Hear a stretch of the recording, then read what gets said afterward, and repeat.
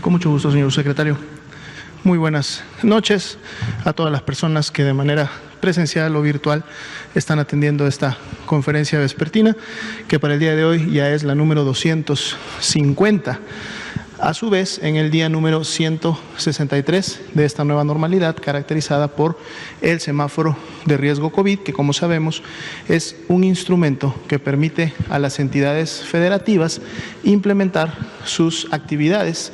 en los diferentes espacios públicos abiertos y cerrados, y sobre todo enfocado a la movilidad de las personas, dependiendo del nivel de riesgo en el cual se encuentre cada entidad.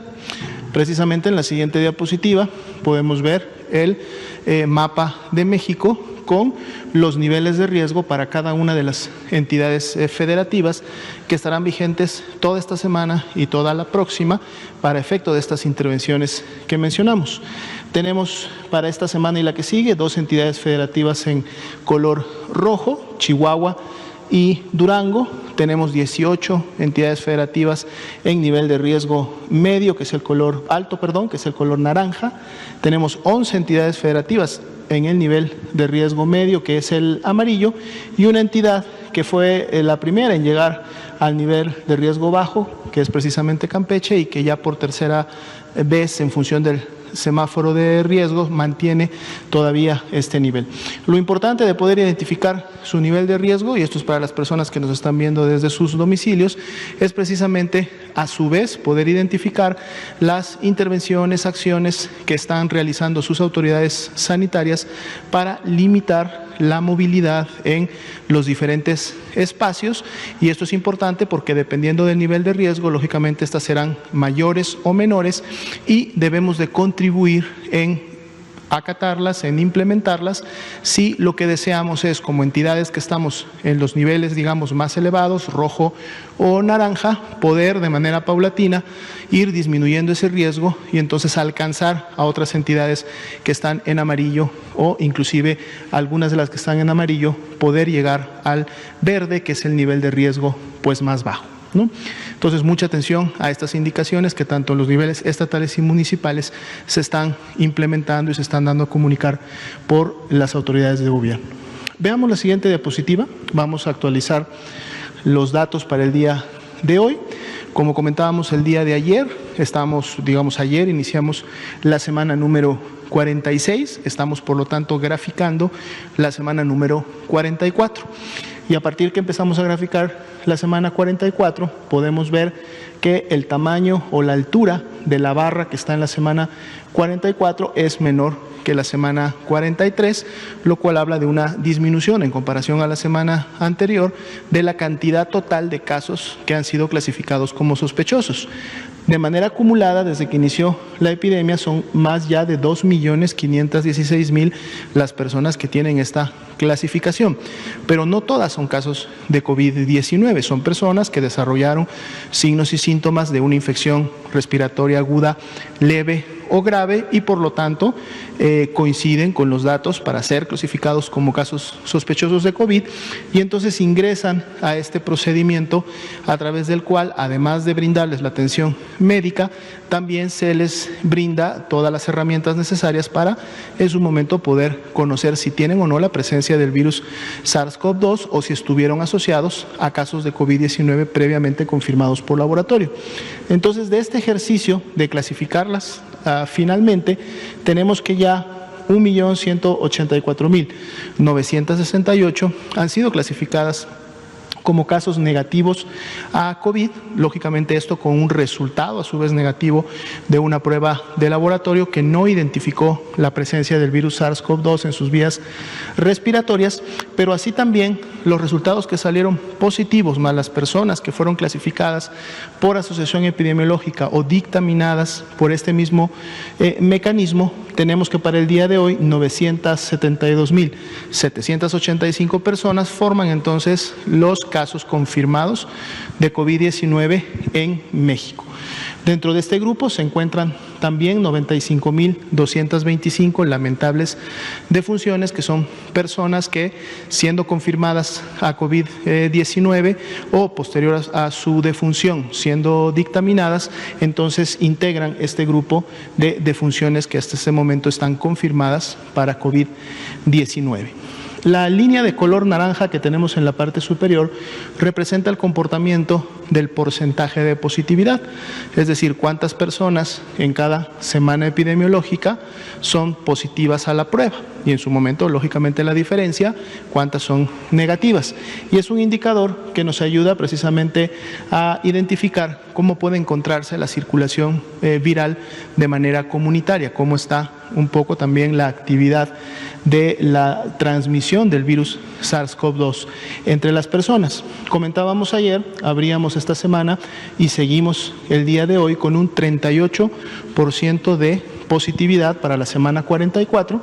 que viene a significar 2 semanas continuas de disminución, de un 42 que tuvimos en la 42, un 40 que cerramos en la 43 y ahora un 38 que cerramos en la 44. Lógicamente este porcentaje puede tener variaciones en la medida que vayamos avanzando en la semana, vamos a ver cómo se comporta. Veamos la siguiente diapositiva, donde vamos ahora a ir sobre los casos estimados, que a su vez el comportamiento y la distribución de estos más de 1.126.000 casos estimados está representada precisamente en la línea de color azul. Y una, digamos, buena noticia que veíamos ya desde el día de ayer, que abrimos la semana 44, es que estamos iniciando esta semana con una buena reducción en relación a las semanas previas, en donde habíamos tenido una tendencia ascendente en la presentación de los mismos. Para el día de hoy se mantiene esta buena reducción todavía en un menos 16%. Y como hemos estado viendo en semanas previas, sabemos que muy probablemente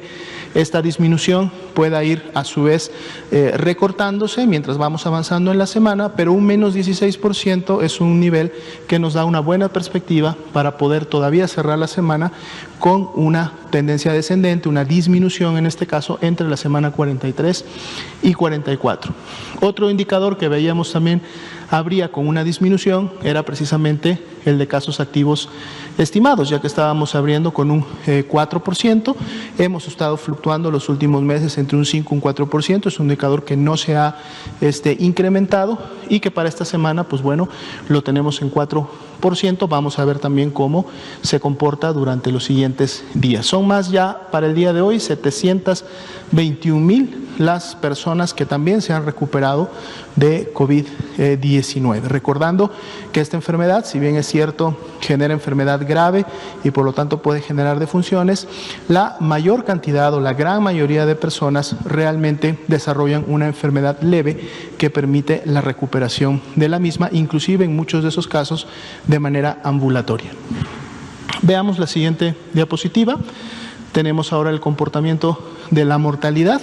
Ayer también notábamos cuando abríamos la semana 44 que después de 2 semanas continuas en donde tuvimos un incremento de esta semana 41 en donde habíamos obtenido la menor disminución de la mortalidad, la 42, la 43 tuvo una tendencia ascendente que se ve claramente en la gráfica, pero ahora que vimos la 44 esa tendencia se estabiliza y ya más bien tenemos un comportamiento estable de meseta entre la 43 y la 44, teniendo todavía para el día de hoy la reducción de un punto porcentual. Esto de seguro podrá incrementarse en los siguientes días, pero al menos lo que sí vemos y es importante resaltar es que la tendencia ascendente que llevábamos ya no mantiene como tal esa tendencia. Entonces eso también es una buena noticia en el sentido que las defunciones están ocurriendo menos, al menos en las últimas semanas, de lo que lleva esta epidemia en México. Menos 47% sigue siendo la disminución cuando comparamos la semana 44 en relación a la semana epidemiológica número 28, que fue la que tuvimos la mayor cantidad de defunciones registradas para una semana epidemiológica. Veamos ahora la ocupación y la disponibilidad hospitalaria. Es un indicador también que actualizamos todos los días para ver cómo va el comportamiento, recordando que esto también puede representar precisamente el incremento de transmisión en una entidad federativa que además genera la presencia de casos graves, porque la ocupación en su momento se incrementa precisamente cuando estos casos graves demandan atención médica en un segundo o tercer nivel de atención, es decir, un nivel hospitalario, y empiezan entonces a ocupar las camas que están destinadas y reservadas precisamente con este fin. Aquí podemos ver las de las camas generales para los pacientes graves con signos de alarma o en algunos casos que requieren una hospitalización oportuna para efectos de iniciar una oxigenoterapia o dar un seguimiento más estrecho, sobre todo cuando son personas con factores de riesgo importante. Y aquí notábamos precisamente que, bueno, el estado de Chihuahua, que es el estado que subió en su nivel de riesgo máximo ya desde hace 3 semanas, es el que precisamente a su vez también tenía los mayores porcentajes de ocupación. Este porcentaje ha estado estable y ha podido en su momento evitar que crezca, inclusive ha tenido tendencias de disminuir algunos pocos puntos porcentuales en la última semana, gracias precisamente a los trabajos que se están realizando de reconversión y expansión hospitalaria que no permiten que se produzca la saturación, sino que cada vez están habilitando más y más camas para que siempre las personas encuentren una cama disponible. En situaciones también de incremento por al menos por encima del 50% de su capacidad están el estado de Durango, está el estado de Coahuila, Nuevo León y Aguascalientes. Ciudad de México había estado formando parte también de este grupo de más de 50%, ya vemos que en los últimos días empezó a tener un descenso y hoy día ya está por debajo del 50%, dejando de hecho el 51% de sus camas generales están libres y están listas para en su momento poder atender a estas personas. Y la gran mayoría de entidades federativas tienen al menos 70% o más de disponibilidad de este tipo de camas, lo cual nos habla de una baja demanda de atención que ellas están teniendo. Si vemos la siguiente diapositiva, es un gráfico similar, solo que esta vez enfocada a las camas con ventilador para los pacientes ahora sí más críticos y que requieren de este tipo de asistencias. Aquí también Chihuahua ha estado moderando este porcentaje, hoy día tiene una ocupación del 57%, ya logró bajar del 60%, lo cual deja una disponibilidad de 43% de camas. Esto también es producto de los ejercicios de reconversión y expansión, y solamente una entidad federativa más, que sería Aguascalientes, tiene encima del 50% de su ocupación. Después todas las demás, las 30 entidades federativas restantes, tienen más de la mitad de sus camas disponibles, y como ya veíamos, estados que, por ejemplo, Campeche, que es precisamente el estado que se encuentra en nivel de riesgo bajo color verde, e igual que Chiapas y Quintana Roo, Tlaxcala y Nayarit, tienen 90% o más de disponibilidad en camas con ventilador para este tipo de pacientes. Bien, vamos a pasar a un segundo grupo de diapositivas. Hoy día es lunes, estamos iniciando la semana, entonces vamos a ver precisamente los cambios en el porcentaje de cambio semanal de casos de defunciones y de personas hospitalizadas. Cuando vemos el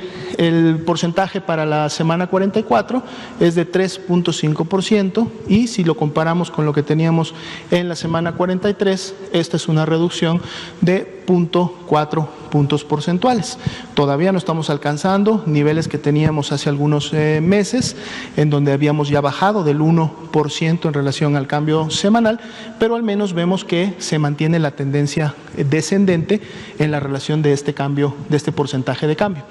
Veamos por favor la siguiente diapositiva. Vamos a ver ahora el porcentaje de cambio semanal para los pacientes hospitalizados, 1.9%, y representa 0.8 puntos porcentuales menos que lo que teníamos la semana pasada, es decir, mantenemos la tendencia descendente también en este indicador. Y finalmente, en la siguiente diapositiva podemos ver el porcentaje de cambio en las defunciones, que para esta semana es del 2.7%. Si veíamos el comportamiento en las barras y en la curva, había una estabilidad. Aquí es de solamente la disminución precisamente de 0.1, se habla realmente de que no hubo muchos cambios entre la semana pasada y esta, pero al menos, aunque corta, pero mantenemos todavía una tendencia descendente en la presentación también de este indicador. Vamos a estarlo actualizando todos los lunes precisamente para ver cómo va evolucionando el mismo.